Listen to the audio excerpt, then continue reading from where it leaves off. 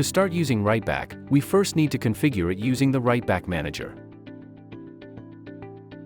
First, access the Writeback Manager for your specific instance and then log in with the account that you created when you received the activation email. Once you log in, you will be able to configure the database connection and authentication. For the database, choose your technology and provide all the necessary connection details.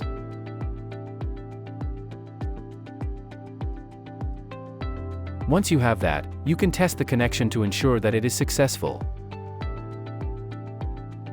For authentication, you can choose between SAML and OAuth.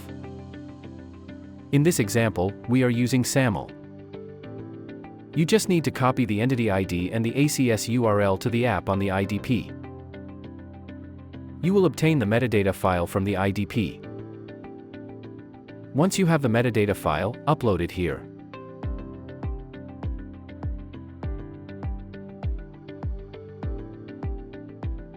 When you are done, click on Save Method to Site.